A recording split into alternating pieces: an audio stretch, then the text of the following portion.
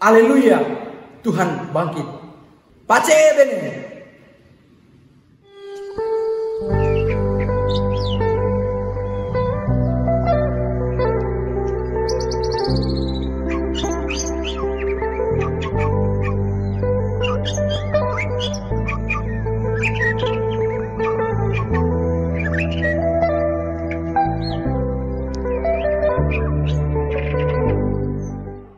Pace bene, selamat Paskah untuk kita semua.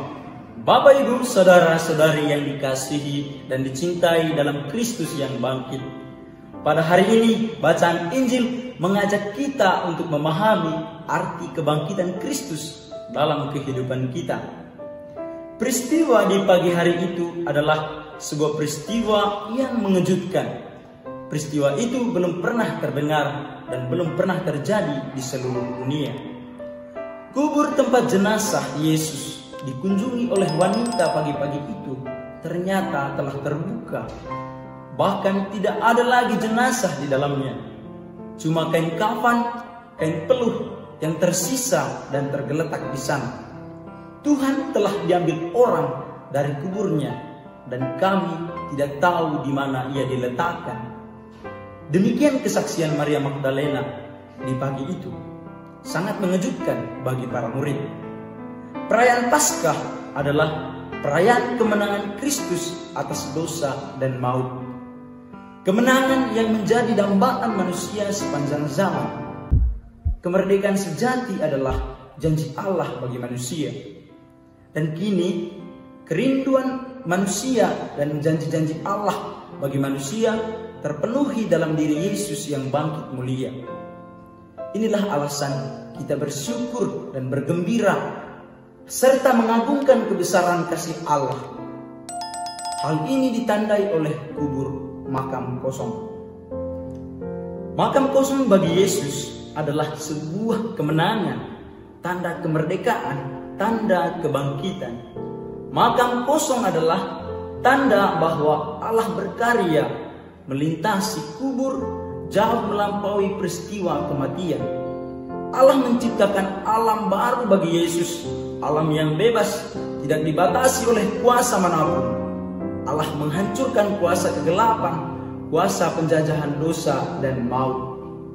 Makam kosong bagi para pengikut Yesus adalah tanda iman dan tanda kemerdekaan.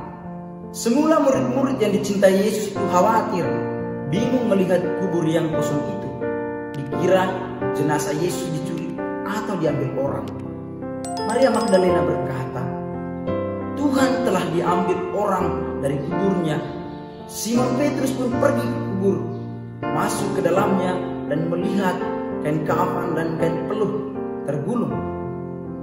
Tetapi semua itu tidak membawanya percaya akan kebangkitan Kristus, sebab ia belum mengerti isi kitab suci yang mengatakan bahwa ia harus bangkit dari antara orang mati. Sementara murid lain yang juga pergi ke kubur, mereka tidak masuk. Mereka hanya menjenguk ke dalam kubur dan melihat kain kafan. Namun semua itu tidak juga membuat mereka percaya. Kata melihat sama dengan Simon Petrus yang melihat dan objeknya adalah material. Penglihatan kubur kosong, kain kafan dan kain peluh tidak membawa kepada kepercayaan. Kepercayaan datang setelah para murid yang lain masuk ke dalam kubur. Kemudian melihat ke dalam lalu percaya. Kata melihat pada Injil ini dikaitkan dengan kata kerja percaya, dan objek dari kepercayaan itu adalah kebangkitan Kristus. Murid-murid itu dipanggil untuk memahami tanda kebangkitan dalam makam kosong. Petrus yang pada mulanya kurang percaya itu kemudian percaya. Yohanes, murid kesayangan Yesus itu, juga melihat dan percaya.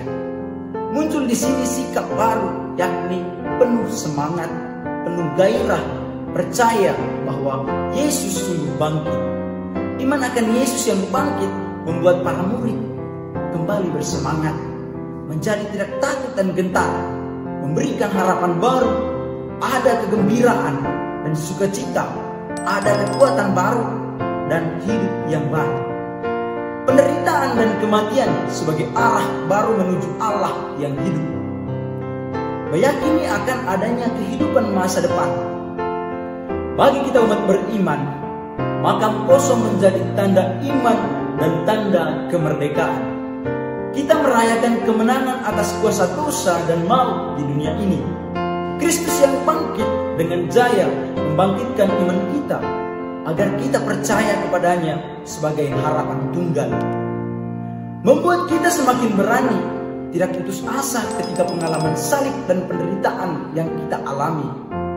Kristus yang bangkit telah membebaskan dan memerdekakan kita menjadi manusia baru, manusia yang memberikan harapan dan kepastian bagi mereka yang telah kehilangan iman dan harapan, yang tidak lagi percaya akan Kristus yang bangkit. Membiarkan Tuhan menggulingkan batu kesombongan, dosa yang menutup pintu hati kita untuk mengalami Kristus yang bangkit. Batu itu harus digulingkan dari dalam hati kita. Pengalaman Paskah juga kita wartakan kepada orang lain yang membutuhkan sapaan Kristus yang bangkit, membutuhkan pemulihan hidupnya dari segala belenggu dan batu besar yang menutup pintu hatinya. Semoga hati kita menjadi sebuah kubur yang kosong dan terbuka agar diisi oleh terang kebangkitan Kristus yang membebaskan, yang menjadikan kita manusia baru, manusia yang penuh dengan cahaya kebangkitan. Haleluya, Tuhan bangkit. Pace bene.